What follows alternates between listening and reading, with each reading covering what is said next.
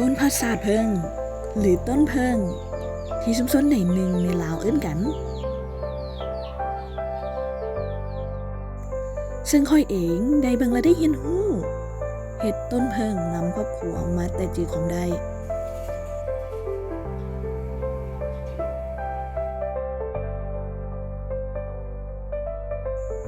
การเฮ็ดต้นพัดสาดเพิงนี้ค่อยตั้งใจเฮ็ดมันและเฮ็ดด้วยความปราณีตความเอาใจใส่ในทุกขั้นตอนและคอยเฮ็ดด้วยความศรัทธาเพื่อนำไปถวายบูชาสิ่งศักดิ์สิทธิ์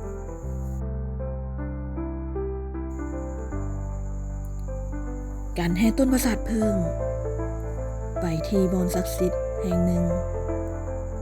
เป็นความศรัทธาเลื่อมใสอย่างหนึ่งที่อยู่คู่กับคนลาวและครอบครัวของคอยและหนึ่งในนั้นก็คือวัดท่าหลวงบ่ว่าจะเป็นคนอ้อมข้างคอยที่มีความเลื่อมใสศรัทธาต่อพระธาตุหลวง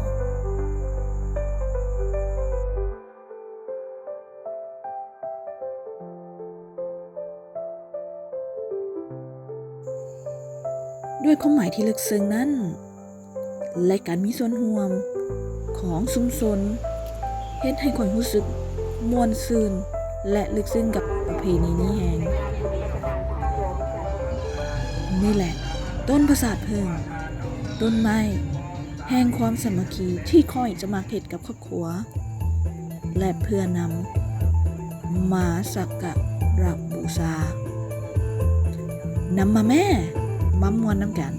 ที่นี่ประเทศลาว